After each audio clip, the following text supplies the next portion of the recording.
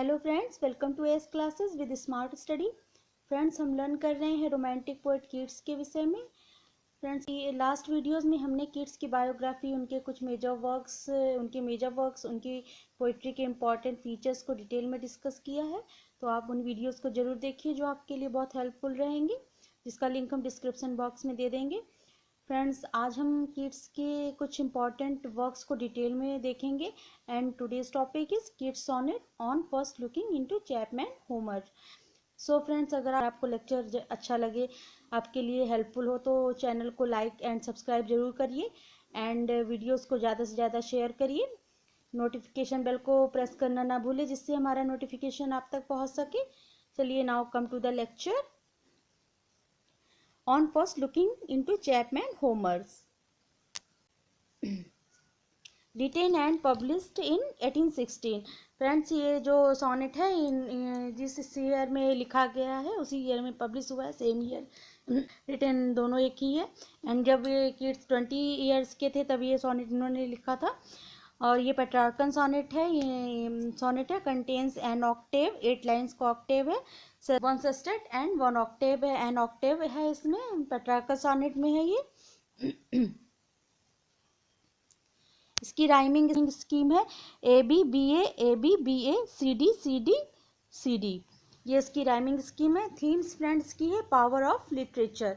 इसमें की थीम्स क्या है? Power of literature. आज पोएम के विषय में कुछ देखते हैं। Keats composes this poem soon after he finishes reading the work of Homer with his friend Cowden Clarke in October 1816। Keats ने ये पोएम कंपोज की है जस्ट आफ्टर होमर का वर्क रीड किया था अपने फ्रेंड काउडन क्लार्क के साथ अक्टूबर 1816 में। उसके बाद ही इन्होंने ये पोएम को कंपोज किया है। The poet expresses in his Joy on reading Chapman translation of Homer. जो है अपनी जॉय को, अपनी फीलिंग को, जो चैपमैन्स के ट्रांसलेशन को और आफ्टर रीडिंग जो उनको खुशी मिली, जो उनको प्रसन्नता हुई, उसको इस पोएम में उन्होंने एक्सप्रेस किया है चैपमैन्स के होमर के ट्रांसलेशन को पढ़ने के बाद। ही फील्स सरप्राइज्ड, वे बहुत ज़्यादा ही सरप्राइज्ड हैं, लाइक एस्ट्रोनॉमर। एस्ट्रोनॉमर की तरह इस पोएम में आगे हम पढ़ेंगे डिटेल में। एस्ट्रोनॉमर की तरह वो काफ़ी सरप्राइज्ड रहते हैं। Who finds a new planet, जो कि जिसको है, जिसको एक नया प्लैनेट एंड स्टार साइट में जिसकी आया हो, वैसी खुशी उस एस्ट्रोनॉमर को होती है, वैसी खुशी फीलिंग उनको होमर चैपमैन्स के होमर के ट्रांसलेशन को पढ़ने के बाद हो रही है। कॉर्टेज हैं, कॉर्टेज जो है हम पोएम में अभी आगे डिटेल में देखेंगे। कॉर्टेज हैं and Cortez and his companions joy knows no bound when they see the Pacific Ocean coast। जो कॉर्टेज के कंपेनियंस के जो सरप्राइज्ड हुए, जो उनके जॉय, उनकी फीलिंग्स थी, सेम फीलिंग का वो अपना बताते हैं कि वही फीलिंग उनके अंदर भी है, जो आफ्टर रीडिंग चैपमैन्स होमर ट्रांसलेशन, जो चैपमैन ने होमर का ट्रांसलेशन किया है उसको पढ़ने के बाद उनकी खुशी का वो एस्ट्रोनॉमर कॉर्टेज के उदाहरण देके पोएम में समझाते हैं। आगे हम पोएम में डिस्कस करेंगे। He is thrilled with Joy, वो बहुत ज़्यादा रोमांच से, थ्रिल्ड से भर जाते हैं, जॉय से, खुशी के कारण रोमांचित हो जाते हैं इस पोएम को पढ़ने के बाद। He is transported into the ancient world of Greek when he goes through Chapman's translation of Homer। जब वो बहुत ज़्यादा खुश हो जाते हैं जब वो जो ग्रीक का जो चैपमैन्स के ट्रांसलेशन को पढ़ते हैं, बहुत ज़्यादा रोमांचित हो जाते हैं। The poem is rich in poetic beauty, जो पोएम है पूरी पोइट्रिक ब्यूटी से, पूरी पोइट्रिक खूबसूरती से भरी हुई है। आइए हम लोग डिस्कस करते हैं पोएम को, लाइन बाय लाइन डिस्कस करते हैं। चलिए फ्रेंड्स, किड्स को क्लासिक वर्क्स को पढ़ने का बहुत शौक था, बट अनफॉर्चुनेटली उनकी लैंग्वेजेस में अच्छी पकड़ नहीं थी। तो क्योंकि बिकॉज वो मेडिकल लाइन से पहले थे, बाद में वो लिटरेचर में आए हैं, तो इसलिए उनकी ग्रीक और क्लासिकल्स लैंग्वेज में अच्छी पकड़ नहीं थी, बट उनको इस सब चीज़ों का पढ़ने का बड़ा शौक था। तो उन्होंने क्या किया, एलिजाबेथन एज में एक पोइट थे जॉर्ज चैपमैन्स, तो उन्होंने जॉर्ज चैपमैन के ट्रांसलेशन को पढ़ना शुरू किया, जिससे कि उन्हें इनको पढ़ने के बाद ही उनको वो इससे इतना प्रभावित हो गए कि उन्होंने इस पोयम को ही लिखा, जो कि उनकी खुशी का एंड जॉयफुल का थ्रिल्डनेस का उनके एक अच्छा एग्जाम्पल है। आइए हम लोग पोएम को लाइन बाय लाइन समझते हैं। फ्रेंड्स, ये 14 लाइन्स की इस पोएम है, जो कि एक सोनेट है। पोएट ने अपने दिल की बात इस पोएम के अंदर बताया है कि कैसा वो फील करते हैं चैपमैन्स की इस पोएम को पढ़ने के बाद जो होमर की ट्रांसलेशन है। चलिए आइए अब हम लाइन टू लाइन इसको डिस्कस करते हैं।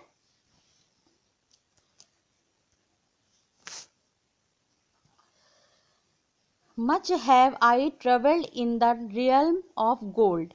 Much have I travelled in the realm of gold. मैंने बहुत यात्रा की है जो खजानों और सोने से भरी हुई थी। मच हैव आई ट्रेवल्ड, हर एक वो जगह गया हूँ। मच आई हैव ट्रेवल्ड, मैंने यात्रा की है जो कि खजानों एंड गोल्ड से भरी हुई थी। And many goodly state and kingdom seen, मैंने बहुत सारे जो हैं स्टेट एंड कंट्रीज़ को देखा हुआ है। Round many westerns have I been, मैं वेस्टर्न की तरफ भी, आइलैंड में भी गया हूँ, समुद्र के रास्ते वहाँ पर भी गया हूँ समुद्र के रास्ते। Which bards in fealty to Apollo hold, जहाँ पर मैं समुद्र के रास्ते, मैं वेस्ट की तरफ आइलैंड में भी गया हूँ समुद्र के रास्ते, वहाँ पर जो बार्ड्स हैं वो सारे बार्ड्स जो हैं वो ग्रीक गॉड अपोलो, या अपोलो कौन, ग्रीक गॉड है, अपोलो को के लिए बहुत ही लॉयल है।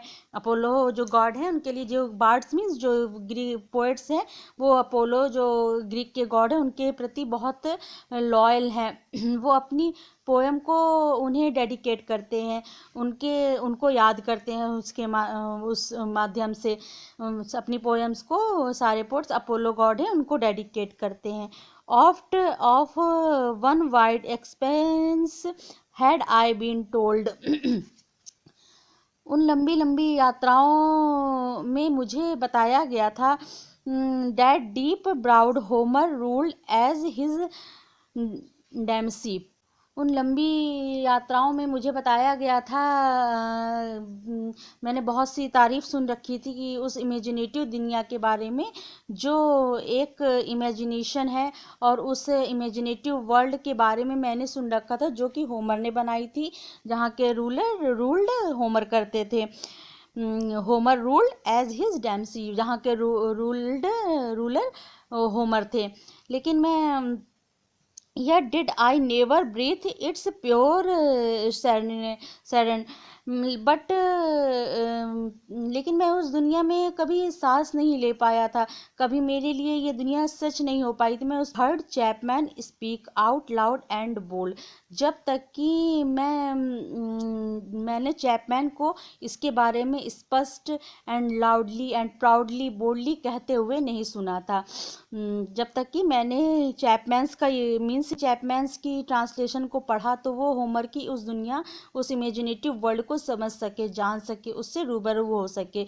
मीन्स ये था इन पंक्तियों का मतलब, किट से ये है कि वो उस दुनिया, होमर की दुनिया को जानना चाह रहे थे, पहचानना चाह रहे थे, बस उस तरह से रहे थे। बट जब से उन्होंने चैपमैन्स की जो होमर का ट्रांसलेशन पढ़ा, तो वो होमर के उस इमेजिनेटिव वर्ल्ड को समझ सके, जान सके, उससे रूबरू हो सके। बिकॉज रियल वर्क ग्रीक में लिखा था, जिसको वो नहीं समझ पा रहे थे। जो होमर चैपमैन के ट्रांसलेशन पढ़ने के बाद जाना मिला, जिससे कि वो उस वर्ल्ड से, इमेजिनेटिव वर्ल्ड जो होमर का था, उससे उसको जी पाए, उसको देख पाए, उसको जान पाए। मीन्स ये है, then felt like a some watcher of the skies, then felt like a some watcher of the skies. Watcher of the skies से मीन्स है यहाँ पे एस्ट्रोनॉमर। एस्ट्रोनॉमर मुझे उसको पढ़ने के बाद ऐसा लगा कि वो एक एस्ट्रोनॉर्मर है, कोई न्यू प्लैनेट, न्यू स्टार मिल गया हो जो उसको देख मिलने के बाद, उसको दिखाई देने के बाद जो उसकी खुशी का खजाना ठिकाना नहीं रहता, वैसा ही फीलिंग मैं कर पा रहा हूँ। जितनी खुशी उसे होती है, वैसे ही खुशी का अनुभव वो पोएट खुद कर रहे हैं, जैसे कि एस्ट्रोनॉमर को एक प्लैनेट या स्टार को दिखने में होता है। और like stout Cortez when with eagle eyes. और जो कॉर्टेज कौन है, ये कॉर्टेज एक फेमस एक्सप्लोरर खोजी थे, जो पैसिफिक ओशियन को खोजने के लिए निकले हुए थे। तो पोइट कह रहे हैं कि ये पोएम पढ़ने के बाद उनको ऐसा लग रहा है जैसे कि कॉर्टेज को लगा होगा first time he started at the Pacific and all his men। Poet कहते हैं कि जब कॉर्टेस को फर्स्ट टाइम अपनी आंखों से जब उन्होंने पैसिफिक ओशन को खोज कर निकाला, खोज कर देखा होगा, एंड उनके साथ जितने भी सेलर, उनके कंपेनियन मैन थे, जो देखकर वो आश्चर्यचकित रह गए होंगे, उनको जो फीलिंग होंगे, जो खुशी हुई होगी, कॉर्टेज को जो खुशी हुई होगी अपनी आंखों से देखकर, सेम वही खुशी आज मेरे अंदर वो आ रही है कि मुझे जो चैपमैन्स का ट्रांसलेशन पढ़ के मुझे जो खुशी मिल रही है, मुझे जो फीलिंग हो रही है, वो सेम वही फीलिंग है जैसे कॉर्टेज को पैसिफिक ओशन मिलने पर फर्स्ट टाइम हुई। And all his man looked at each other with a wild सरमाइज। And जो उनके साथ जो कंपेनियन थे, सारे सेलर थे, जो वो सब भी जो देख के चकित रह गए होंगे, देख रहे थे, वो भी पैसिफिक ओशियन पर जब पहुंच गए होंगे, तो उनको जो आश्चर्य, उनकी जो फीलिंग, जो उनकी जॉयफुल रहती है, सेम टू सेम वही उनका, वही खुशी, वही फीलिंग का जो है ठिकाना वो खुद में बताते हैं। जब उन्होंने चैपमैन्स की होमर का ट्रांसलेशन पढ़ा, तो जो उनकी खुशी हो रही है, वो एक कॉर्टेज की तरह, एक एस्ट्रोनॉमर की तरह है उनकी फीलिंग। वो अपनी फीलिंग का, अपनी दिल की बात को इस पोएम के माध्यम से बता रहे हो, after reading translation of Chapman. Silent upon a peak in Darien. और सभी चुप होकर, साइलेंस होकर खड़े होकर थे डेरियन नाम की एक चोटी पर। सभी जैसे कि सोच दूसरे को आश्चर्यचकित होकर, खुश होकर, साइलेंस, बिल्कुल साइलेंस छा जाता है, देख रहे हैं, उनकी खुशी का ठिकाना ही नहीं है। वैसे ही सेम टू सेम मेरा भी है कि जैसे कि मैं सोच ही नहीं सकता कि मैं होमर को पढ़ सकूंगा। मैं कभी ये सोच ही नहीं सकता कि मैं होमर को पढ़ सकूंगा। जैसे उन्होंने पैसिफिक ओशन को देखकर उनके आश्चर्यचकित रह गए, वैसे ही मेरी भी फीलिंग है कि मैं भी कभी नहीं सोच सकता था कि मैं भी होमर को पढ़ सकूंगा। एंड बिकॉज वो ग्रीक लैंग्वेज में उनकी अच्छी पकड़ नहीं थी, जब उन्होंने ट्रांसलेशन पढ़ा तो वो जो होमर की इमेजिनरी वर्ल्ड है उसको समझ सके, और फीलिंग को इस सोनेट पे उन्होंने एस्ट्रोनॉमर एंड कॉर्टेज के एग्जाम्पल्स रख के अपनी जो फीलिंग्स है, अपने दिल की बात को उन्होंने इस पोएम में उन्होंने बताई है। सो फ्रेंड्स, एंड होता है इस पोएम का। सो आई होप आपको ये पोएम समझ में आई होगी। एंड आपको अगर लेक्चर अच्छा लगे तो चैनल को लाइक, सब्सक्राइब एंड शेयर करिए। एंड कोई भी क्वेरीज हो तो कमेंट सेक्शन में पूछ सकते हैं, इसका रिप्लाई हम ज़रूर देंगे। एंड चलिए फिर मिलते हैं न्यू लेक्चर के साथ, न्यू वर्क के साथ इनके। Okay, thank you, thanks for watching, thank you.